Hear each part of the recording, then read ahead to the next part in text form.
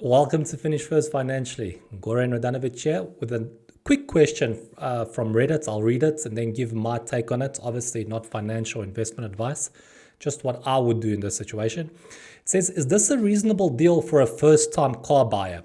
Making $3,400 monthly in the military, very little monthly expenses outside of the car, free food and free rent for 4 years. The vehicle is 2025 Honda Civic Sport. Sales price 27,000, down payment 5,000, interest rate 5.9%, term is 60 months. Monthly payment is $453, and then the total price with the down payment is $31,000. I was actually in a very similar situation a couple of years ago, where I was making a bit more than that, also not having to pay rent. And at that time, I was able to save 90% of my income. And people say, well, obviously you're able to save that much because you don't have rent expenses. And that's absolutely true. But the reason that I was actually able to save that amount is because I had conditioned myself to save and not spend. So in that situation, I could have said, because I don't have a rental expense, then I'm going to go and buy a brand new BMW. I'm going to go on vacation. I'm going to buy these fancy clothes. I could have done that. But instead, I thought about the future. I thought about how could I use that money wisely.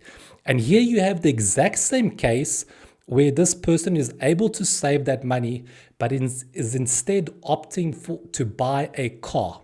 This is a depreciating asset. It's going to lose, especially because it's a new vehicle. Over the next couple of years, it's going to lose a tremendous amount of money. The value is going to decrease. Now, he's talking about having free rent and free food for the next 4 years. So it seems like, oh, okay, why not have a bit of fun for those 4 years and then afterwards start making a plan for the future? Well, why not start making a plan for your future right now when you're in that really great spot and you're able to save? Now, remember, this isn't just $450 to $3 that's going to be for monthly installments. There's also gas, insurance, and repairs, and all kinds of things that are going to come into play. Why not, instead of buying this vehicle, start saving up for a house?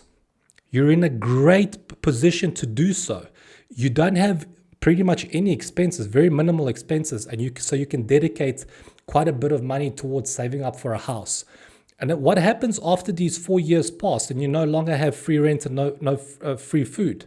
You're going to have this car payment, and then you're going to have rent and food expenses on top of that as well.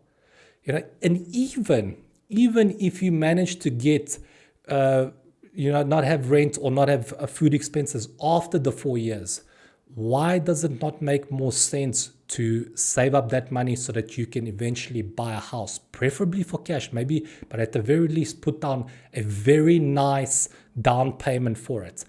That should be the goal. That's how you should be thinking. That's how I would be thinking. Absolutely. This is, you have to look, think beyond the 4 years. What is it that you want to do? What is the end goal? The end goal should be, mine, definitely pay a house off with cash. I think everybody would love that. And you're in a fantastic position to save up a significant amount of money for at least the next 4 years to put at a minimum a good down payment. And who knows, maybe it even ends up being a case of the free rental is extended and you're able to save up even more money with the potential of maybe even buying a house for cash eventually.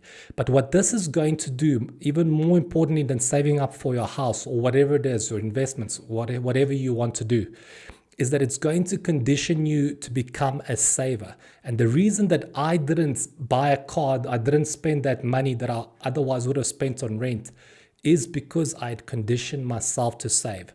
So once you condition yourself to save and you start making more money, you're going to think, how am I going to use those savings so that my money grows even more, as opposed to saying, well, now I've got more money, what else can I spend it on? Because that's what you're thinking right now. You don't have the rental expense, you've got this income. Well, what can I spend it on now?